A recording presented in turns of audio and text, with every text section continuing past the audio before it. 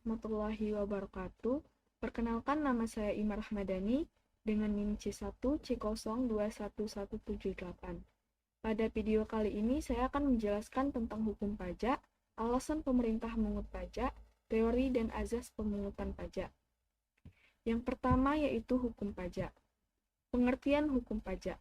Hukum pajak adalah keseluruhan dari peraturan-peraturan yang meliputi wewenang pemerintah untuk mengambil kekayaan seseorang dan menyerahkannya kembali kepada masyarakat melalui kas negara. Sehingga, hukum pajak tersebut merupakan hukum publik yang mengatur hubungan negara dan orang-orang atau badan-badan hukum yang berkewajiban membayar pajak. Alasan pemerintah memungut pajak. Kenapa pemerintah memungut pajak? Pajak wajib dipungut untuk mendorong pertumbuhan dan pembangunan ekonomi sebuah negara. Dengan pemungutan pajak, pemerintah bisa mendapatkan sumber pendanaan yang berkelanjutan untuk program sosial dan investasi publik. Misalnya, menyediakan fasilitas kesehatan, pendidikan, infrastruktur, dan layanan penting lainnya untuk mencapai tujuan bersama, yakni kesejahteraan masyarakat. Semua pemerintah negara memang membutuhkan pajak, tapi pemerintah juga harus berhati-hati dalam menentukan tarif dan objek pajak. Pemerintah perlu merancang sistem kepatuhan pajak yang tidak menyurutkan warga negara untuk berpartisipasi. Selanjutnya yaitu dasar-dasar hukum pemungutan pajak. Di sini saya menuliskan ada 5. Yang pertama, Undang-Undang Ketentuan Umum dan Tata Cara Perpajakan yang diatur dalam Undang-Undang Nomor 6 Tahun 1983 dan diperbarui oleh Undang-Undang Nomor 16 Tahun 2000. Kemudian yang kedua, Undang-Undang Pajak Penghasilan atau PPh yang diatur dalam Undang-Undang Nomor 7 Tahun 1983 dan diperbarui oleh Undang-Undang Nomor 17 Tahun 2000. Yang ketiga, Undang-Undang Pajak Pertambahan Nilai dan Pajak Penjualan yang diatur oleh Undang-Undang Nomor 8 Tahun 1983 dan diganti menjadi Undang-Undang Nomor 18 Tahun 2000. Yang keempat, Undang-Undang Penagihan Pajak dan Surat Paksa yang diatur dalam Undang-Undang Nomor 19 Tahun 1997 dan diganti menjadi Undang-Undang Nomor 19 Tahun 2000. Kemudian yang kelima, Undang-Undang Pengadilan Pajak yang diatur dalam Undang-Undang Nomor 14 Tahun 2002. Selanjutnya, ciri-ciri pajak. Pajak memiliki ciri-ciri sebagai berikut. Yang pertama, pajak merupakan kontribusi wajib yang berlaku bagi setiap warga negara. Yang kedua, pajak bersifat memaksa bagi setiap warga negara. Yang ketiga, warga negara tidak mendapat imbalan langsung karena pajak berbeda dengan retribusi. Yang keempat, pajak diatur dalam Undang-Undang Negara Republik Indonesia. Manfaat atau fungsi pajak. Pajak mempunyai fungsi, yaitu yang pertama, fungsi anggaran. Pajak adalah sumber pendapatan paling besar di banyak negara. Manfaat pajak untuk membiayai semua pengeluaran negara seperti gaji pegawai negeri, gaji tentara, pembayaran utang pemerintah, dan membiayai pembangunan. Kemudian yang kedua ada fungsi regulasi.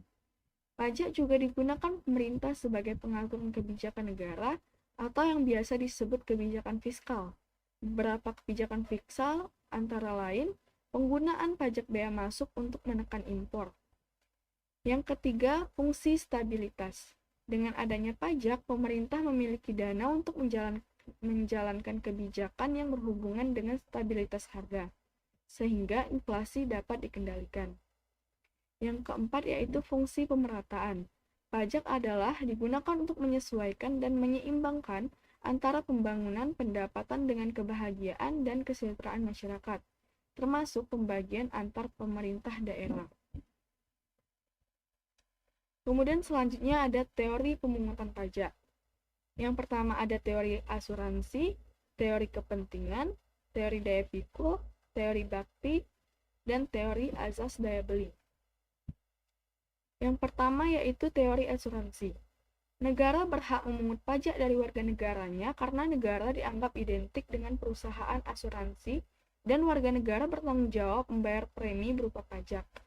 Negara berhak melakukan pemungutan pajak dari warga negara Karena negara bertugas melindungi sebuah warga negara, warga membayar premi pada negara. Yang kedua yaitu teori kepentingan. Menurut teori ini, negara berhak memungut pajak dari warga negaranya karena warga memiliki kepentingan kepada negara, termasuk dalam perlindungan jiwa dan harta. Semakin tinggi tingkat kepentingan perlindungan yang dibutuhkan seorang warga negara, maka semakin tinggi pula pungutan pajak yang harus dibayarkan. Kemudian selanjutnya yang ketiga yaitu teori daya pikul. Teori ini sebenarnya tidak memberikan jawaban atas alasan negara melakukan pemungutan pajak. Teori ini hanya mengusulkan agar negara harus memperhatikan daya pikul dari wajib pajak. Artinya, beban pajak yang dikenakan kepada warga negara harus sama besarnya dan sesuai dengan daya pikul masing-masing orang. Yang keempat, teori bakti. Menurut teori ini, warga negara harus tunduk dan patuh kepada negara karena warga negara merupakan satu kesatuan dari suatu negara. Oleh karenanya, warga negara terikat pada keberadaan negara sehingga wajib membayar pemungutan pajak sebagai wujud baktinya kepada negara, tanpa mempertanyakan alasan negara memungut pajak. Yang kelima yaitu teori asas daya beli. Menurut teori ini, alasan negara memungut pajak dari warga negaranya terletak pada akibat pemungutan pajak. Artinya, memungut pajak berarti menarik daya beli dari rumah tangga penduduk ke rumah tangga negara. Selanjutnya, saya akan menjelaskan tentang azas-azas pemungutan pajak. Asas-asas pemungutan pajak ini terdapat 3, yaitu yang pertama, asas tempat tinggal. Asas tempat tinggal ini merupakan pemungutan pajak yang dilakukan berdasarkan tempat tinggal atau domisili seseorang. Yang kedua, yaitu azas kebangsaan. Azas kebangsaan ini merupakan pemungutan pajak yang dilakukan berdasarkan kebangsaan seseorang. Semisalnya ada orang Amerika yang bertinggal di Jepang, dia tidak bisa digolongkan untuk wajib membayar pajak karena kebangsaannya bukan Jepang. Yang ketiga yaitu azas sumber.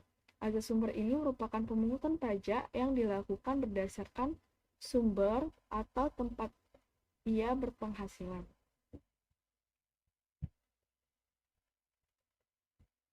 Mungkin itu saja yang dapat saya jelaskan.